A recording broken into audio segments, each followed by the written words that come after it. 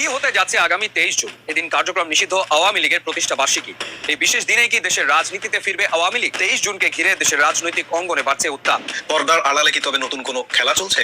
দেশের অন্যতম বৃহৎ দল আওয়ামী লীগকে মাঠে ফেরাতে বিএনপি নাকি নিজেই দিয়েছে বিশেষ শর্তযুক্ত এক গোপন প্রস্তাব। বাংলাদেশের রাজনীতিতে তোলপাড়, কিন্তু সবচেয়ে বড় চমক দেখালেন খোদ শেখ হাসিনা। বিএনপির সেই লোভনীয় প্রস্তাব নাকি এক ফুৎকারে উড়িয়ে দিয়েছেন তিনি। মজে বসন্ত চলে এসেছে, দাবায় রাখা গেল না আওয়ামী লীগকে। শেখ হাসিনা শেখ হাসিনা বলে স্লোগান তুলছেন ধানমন্ডিতে।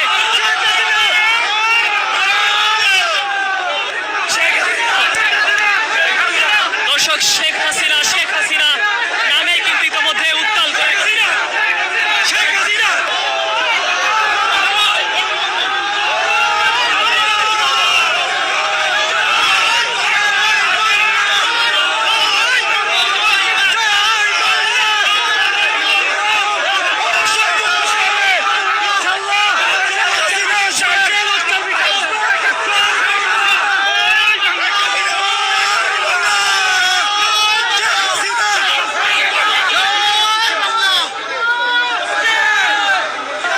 দর্শক দেখছেন এই মুহূর্তে স্লোগানে স্লোগানে উত্তাল হয়ে রয়েছে ধানমন্ডি। আমি দেখানোর চেষ্টা করছি সেটি জয় বাংলা জয় বঙ্গবন্ধু যে স্লোগান, ঠিক সেই স্লোগান দিচ্ছেন ধানমন্ডিতে, এমনটি কিন্তু দেখা যাচ্ছে। জয় বাংলা জয় বঙ্গবন্ধু, শেখ হাসিনা আসবে, বাংলাদেশ আসবে।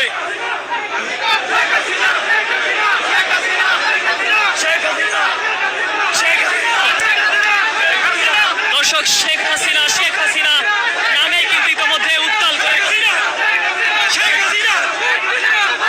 আমাদের মৃত্যুতে আমরা শোককে শক্তিতে পরিণত করে ইনশাআল্লাহ রাখবো। জয় বাংলা জয় বঙ্গবন্ধু। আমাদের মৃত্যুতে আমরা শোককে শক্তিতে রূপান্তরিত করে মনে রাখবো ইনশাআল্লাহ। জুলাই যুদ্ধ বলতে কিছু নাই। এদেরকে এদেশের মানুষ জানে জঙ্গি। এরা জঙ্গি হামলার মাধ্যমে এদেশটাকে ম্যাসাকার করে দিয়েছেন, একটা সুন্দর সুচারু দেশকে নষ্ট করে দিয়েছেন। এরা কখনো জুলাই যোদ্ধা না। তো মানুষ বুঝতেছে যে এরা জঙ্গি। এদের কারণে আজকে এদেশের মানুষেরা অনেক কষ্টে দিনাতিপাত যাপন করছে, স্বাধীনভাবে চলাফেরা করতে পারতেছে না। সুতরাং এই জুলাই জঙ্গিদেরকে যেখানে পাবে মানুষ সেখানেই প্রতিহত করবে, মারধর করবে। কারণ তারা জুলাই যুদ্ধ এদেশে শান্তির জন্য করে নাই, এদেশকে অশান্তি করার জন্য, এদেশকে ম্যাসাকার করার জন্য এই জঙ্গি ইউনূসের মদদে এই সমস্ত কাজগুলো করেছেন। ইসলামের কোথায় আছে মানুষকে আঘাত করা? ইসলামের কোথায় আছে মানুষের চুল চেঁচে দেওয়া? ইসলামের কোথায় আছে মহিলাদের বেইজ্জতি করা?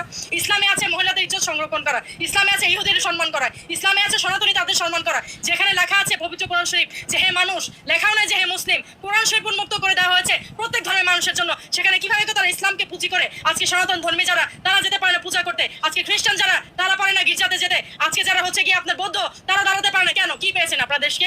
আমরা যেখানে ৭১-এ একটা সুন্দর দেশ পেয়েছিলাম। শেখ হাসিনা আসুক, বাংলাদেশে ফিরে আসুক। 16 সালে আমার টাকার প্রয়োজনে আমি ইসলামী ব্যাংক আমি নিয়ে আসছি, এটা আমি চ্যালেঞ্জ করে বলতে পারি।